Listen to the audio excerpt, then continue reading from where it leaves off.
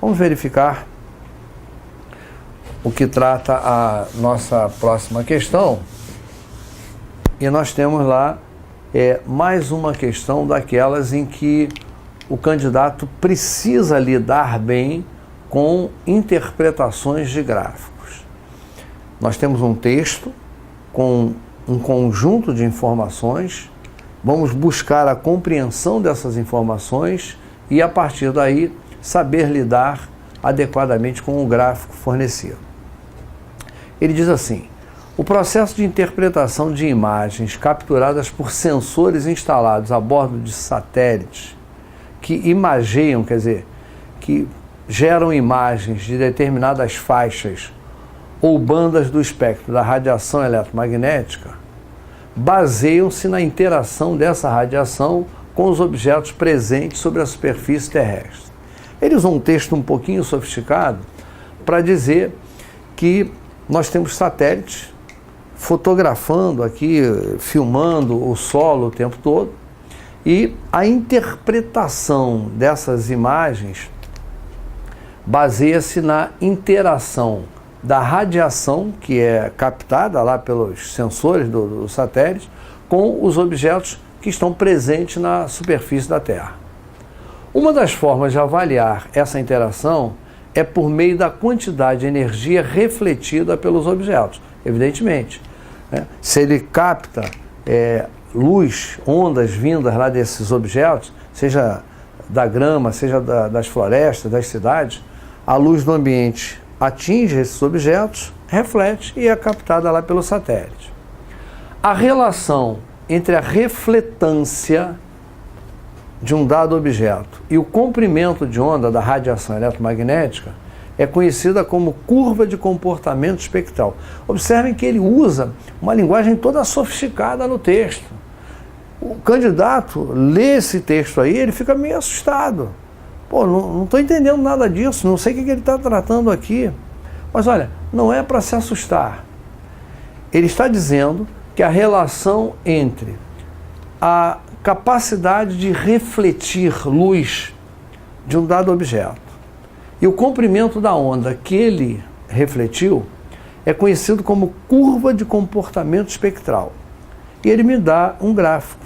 Olha lá. Por exemplo, percentual de refletância, comprimento de onda, luz visível e infravermelho. Por exemplo, olha, vamos pegar o gráfico aqui referente ao concreto.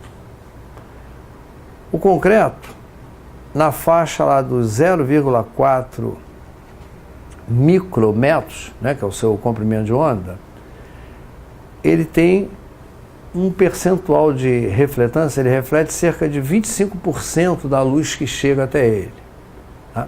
E esse percentual vai aumentando à medida que o comprimento de onda vai aumentando. Você vê que a grama, olha lá, a grama cuja linha é essa aqui, ela tem um baixíssimo percentual de refletância, lá em torno dos 0,4 micrometros, e vai aumentando, chegando a cerca de 50%, lá nos 0,9 micrometros. Bem, então ele me deu o gráfico aqui para a capacidade de refletância da água, do asfalto, do solo arenoso, do concreto e da grama. Notem que por aqui esses materiais se embolam. Observem que em torno aqui, por exemplo, do 0, entre o 0,6 e o 0,7, é muito difícil fazer a distinção o que é solo arenoso, o que é grama, porque eles têm mais ou menos a mesma capacidade de refletir a luz. Então, o sensor lá dificulta um pouco essa distinção. Aqui nessa faixa entre o 0,5 e o 0,6, água, asfalto e solo arenoso estão muito próximos, tem basicamente a mesma capacidade de refletância. A máquina tem dificuldade de distinguir esses materiais nessa faixa de comprimento de onda. Ele então diz assim: de acordo com as curvas de assinatura, que são esses gráficos, para que se obtenha a melhor discriminação dos alvos mostrados, eu quero ter a melhor discriminação, a melhor separação, a melhor identificação dos alvos mostrados, convém selecionar a banda correspondente a que comprimento de onda em micrômetros ou micrometros, né? Lembrando que o prefixo aqui simboliza micro, ele equivale a 10 elevado a menos 6, ele está diminuindo 1 milhão de vezes o metro. Eu quero saber então em que faixa eu tenho melhor capacidade de distinguir, de separar os materiais. Eu observo que até mais ou menos o 0,7, por exemplo aqui, eu ainda misturo grama e concreto, aqui na faixa do 0,7. Já na faixa do 0,8 ao 0,9, observem que os elementos aparecem muito bem separados. Não há menor capacidade de confundir o que é asfalto, o que é solo arenoso, o que é concreto, o que é grama. Portanto, a faixa espectral aí, que me dá melhor capacidade de discriminação, de separação clara desses alvos, eu colocaria aqui na faixa do 0,8 ao 0,9. Eu não incluí a faixa do 0,7 ao 0,8, porque nessa faixa entre o 0,7 e o 0,8, eu ainda tenho um pouquinho de dificuldade, vejam, especialmente aqui, de separar o concreto da grama. Fato que não acontece nessa faixa do 0,8 ao 0,9, que melhor atende aí, portanto, a nossa questão. Então, observem que o seu conhecimento de conceitos físicos é praticamente nenhum para resolver uma questão como essa. A necessidade fundamental é que você, primeiro, consiga interpretar de forma adequada lá o enunciado e faça a perfeita análise desse gráfico, a identificação daquilo que pretende ser avaliado na questão. Essa, portanto, é a resposta aí da nossa questão. Vamos então lá para a questão seguinte, onde nós temos na questão de número 8, agora abordagem da mecânica. Ele diz assim: num experimento realizado para determinar a densidade da água de um lago, foram utilizados alguns materiais. Então, a proposta do problema é medir a densidade da água de um determinado lago. No experimento, foi utilizado um dinamômetro, e eu vou lembrar que dinamômetro é um instrumento usado para medir o valor de uma força. Então, eu utilizei um dinamômetro com graduação de 0 a 50 newtons, um cubo maciço homogêneo com 10 centímetros de aresta. Observem que ele está me dando algumas informações numéricas e eu preciso ter essas informações registradas. Então eu tenho um cubo maciço com 10 centímetros de aresta, 3 kg de massa. Inicialmente foi conferida a calibração do dinamômetro, constatando-se a leitura de 30 newtons quando o cubo era preso ao dinamômetro e suspenso no ar. Evidentemente, se eu suspendo um objeto num dinamômetro e eu mantenho aqui equilibrado, esse dinamômetro vai fazer a indicação do peso deste objeto. Como ele tem massa de 3 kg e o valor da gravidade é muito próximo de 10, ele manda inclusive arredondar para 10, esse objeto vai pesar 30 newtons. Lembro aos senhores que o peso de um corpo qualquer eu obtenho multiplicando a massa pela gravidade local. A massa 3 kg, a gravidade local 10, ele pesa 30 newtons. Então o experimento descrito aqui serviu para medir o peso desse objeto preso ao dinamômetro. Ele pesa 30 newtons. Muito bem. Ao mergulhar o cubo na água do lago, até que metade, olha lá, olha os detalhes, metade do seu volume ficar submerso, foi registrada a leitura de 24 newtons no dinamômetro. Vejam, esse objeto de fato pesa 30 newtons. No entanto, estando parcialmente imerso na água, ele aparenta pesar 24. Nós então precisamos analisar o que faz com que ele pareça pesar menos. E aí você imediatamente lembra: todo corpo que estiver imerso num líquido ou num gás, de forma integral ou de forma parcial, não importa, sofre a ação de uma força vertical dirigida para cima chamada empuxo. No caso, este objeto está recebendo um empuxo da água do lago, que faz com que ele pareça pesar menos. E podemos ir além. Se ele pesa 30 newtons e aparentou pesar 24, significa que ele recebeu da água desse lago um empuxo de 6 newtons. O empuxo fez parecer com que ele pesasse 6 newtons a menos. Muito bem. Considerando que a aceleração da gravidade é 10, a densidade da água desse lago quanto é? Então, o nosso objetivo nesse problema é descobrir quanto é a densidade da água desse lago. Nós vamos registrar aqui as informações que já coletamos na leitura do problema. Vamos lá? Peso real do objeto. Peso real, 30 newtons. Peso aparente desse objeto quando imerso até o meio, até a metade na água do lago, 24 newtons.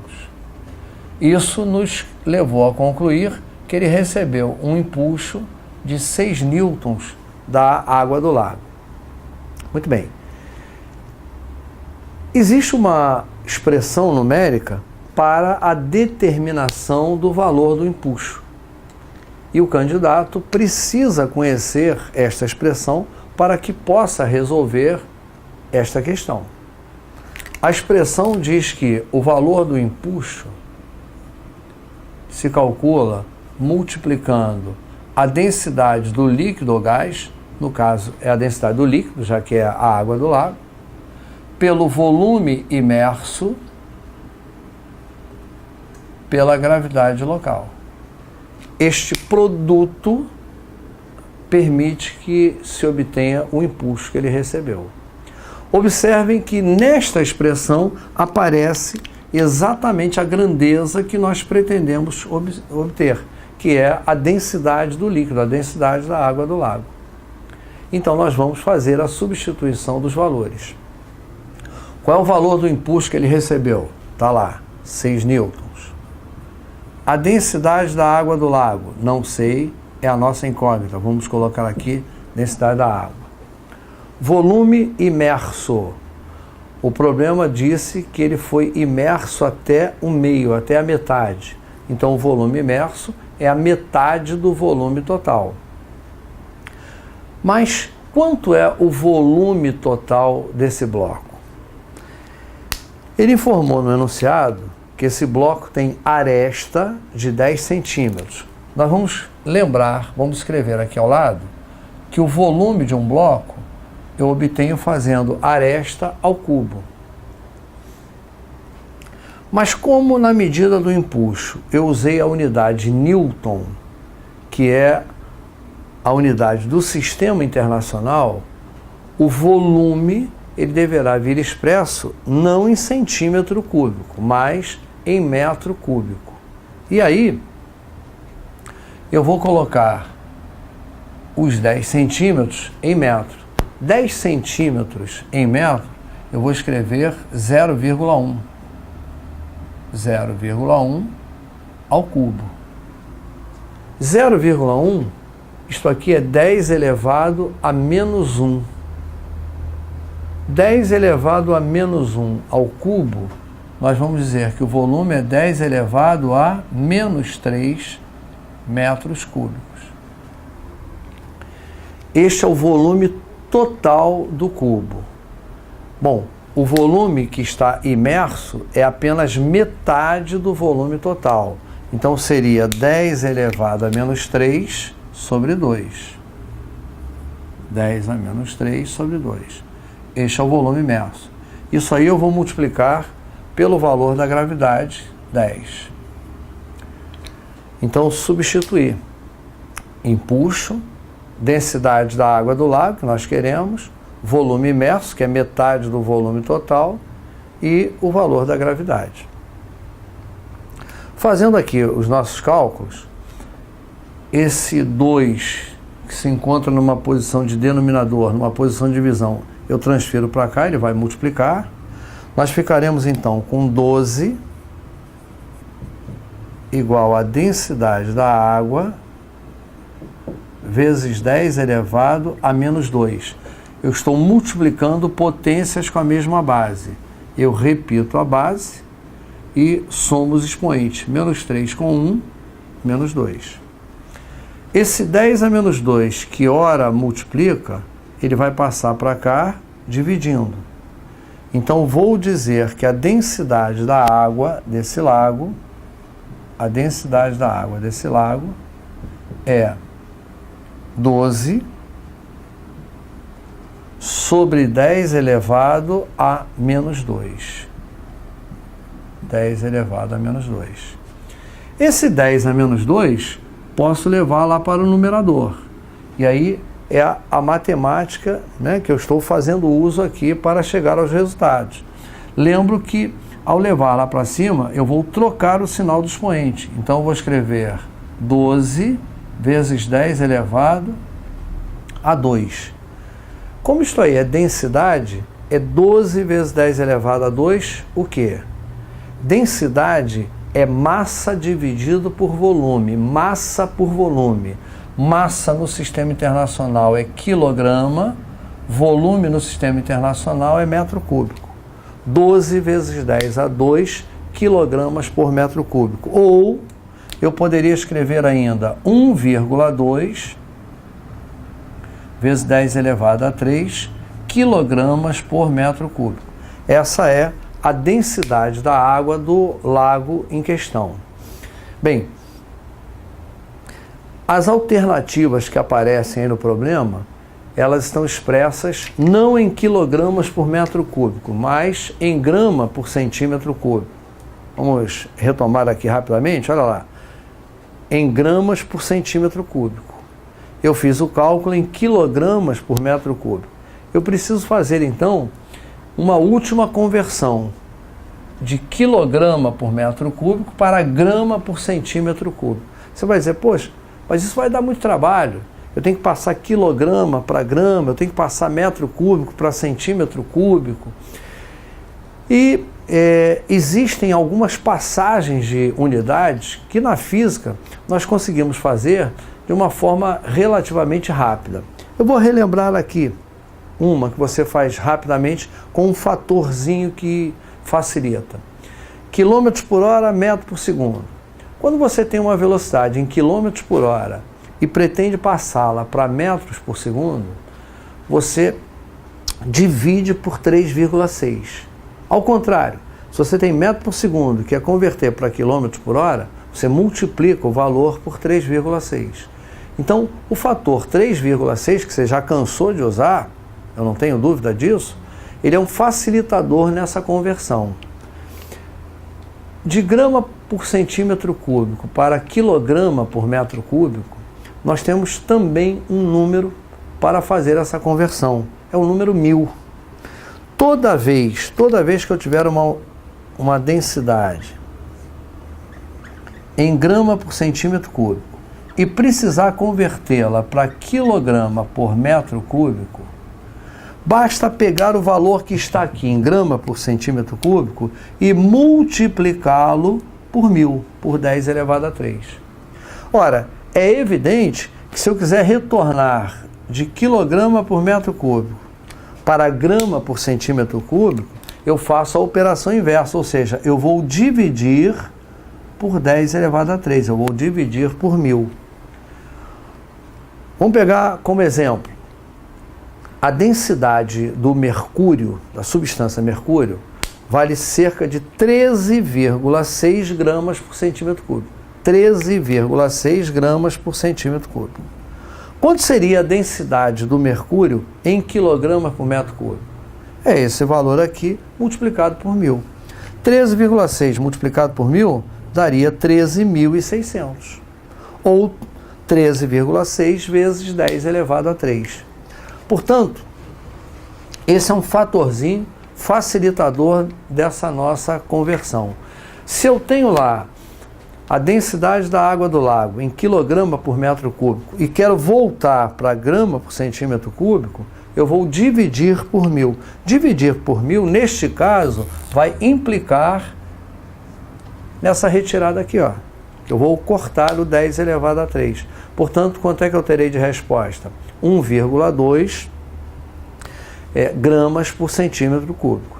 Se formos olhar as alternativas, essa alternativa 1,2 aparece aqui na letra B. Está aqui a resposta da nossa questão. Então vejam que era uma questão que exigia memorização de fórmula, né? Eu precisava conhecer a fórmula do impulso, exigia essa capacidade de lidar com as diferentes unidades, os sistemas de unidades diferentes. Então, é importante que uma questão dessa natureza seja refeita cuidadosamente por você, observando os seus detalhezinhos todos, para que você esteja firmemente preparado para essa prova do Enem, para esse bloco de prova do Enem.